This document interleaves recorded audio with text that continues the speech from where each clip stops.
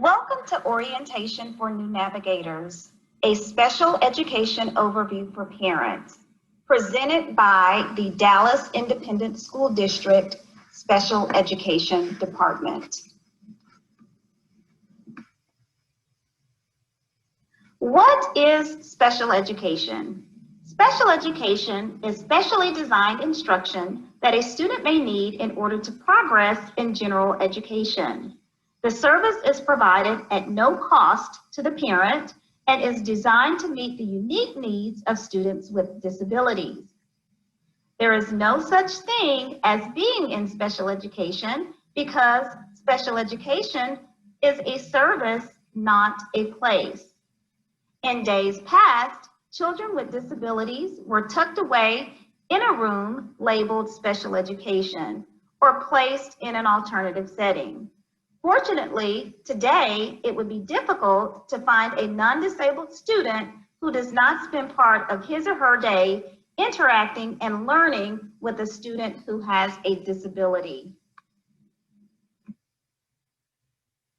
The Individuals with Disabilities Education Improvement Act of 2004. IDEA 2004 is a law that makes available a free and appropriate public education for all students, also known as FAPE. Placement in the least restrictive environment, protection for the rights of children and their parents, and parent participation in educational planning.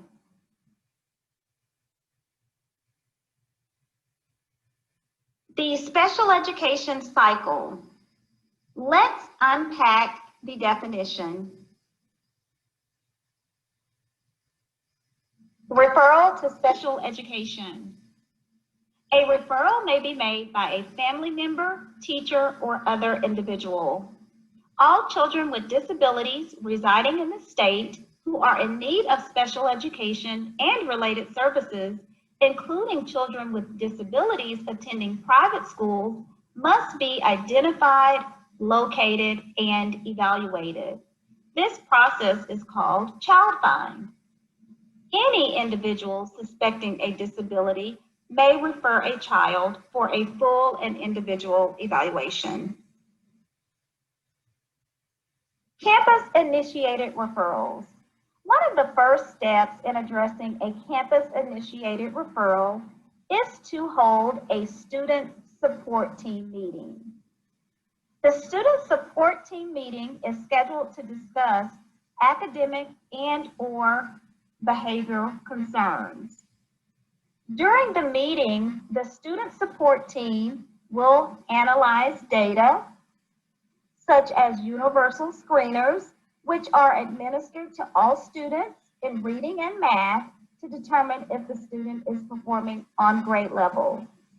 The committee will also consider classroom-based assessments, work samples, and grades.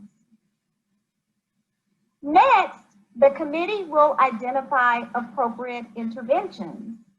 Once interventions are identified, they should be implemented with fidelity for a period of 6 to 8 weeks.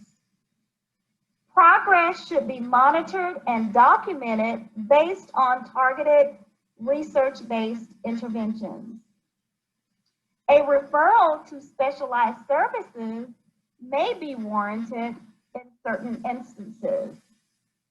Specialized services include youth and family, the school counselor, student advocacy, Section 504 for suspected disabilities, which may include dyslexia or any medical condition that may impede a student's academic progress.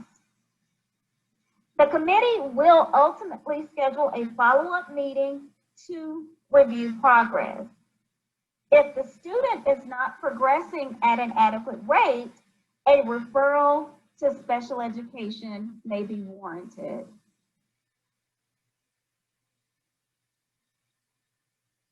Parent-initiated referrals. When a parent request is received by the campus, A meeting will be scheduled within 15 school days to address the request for evaluation. During the meeting, concerns are identified. If an intervention plan is in place, progress is reviewed and recommendations made. There are two possible outcomes of the meeting: obtain consent or provide a prior written notice of refusal. Possible reasons for a refusal. A notice of refusal may be provided if a specific learning disability is suspected in the following instances. The student has a history of poor school attendance. Data may indicate that the student did not attend school on a regular basis to receive instruction. Lack of a consistent instructional leader. In this instance, instruction is delivered by substitute teachers rather than highly qualified teachers in a comprehensive and consistent manner. Student is new to the country.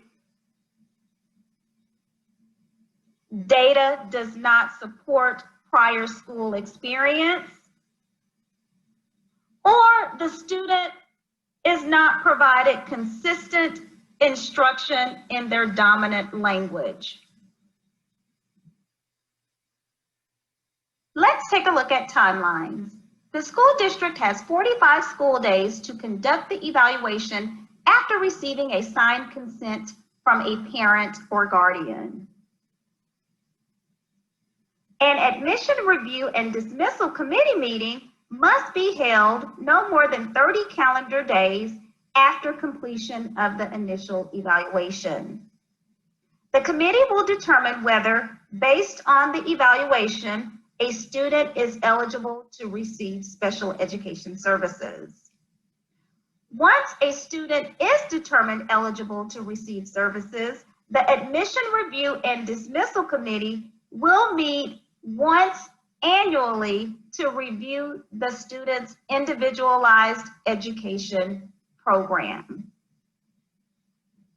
There are special rules regarding timelines. If a student is absent more than 3 days after the consent for an evaluation is signed, the school district may extend the 45 school day timeline by the number of absences. Also, for children exiting early childhood intervention, an individualized education program must be in place on or before the child's 3rd birthday. These are the 13 disability conditions based on the Individuals with Disabilities Education Act. Once consent is obtained, an evaluation in all areas of suspected disability is completed. The disability categories are auditory impairment, autism spectrum disorder, deaf blindness, specific learning disability, emotional disturbance, intellectual disability, multiple disabilities, non-categorical early childhood, other health impairment, orthopedic impairment, speech or language impairment, traumatic brain injury, or visual impairment.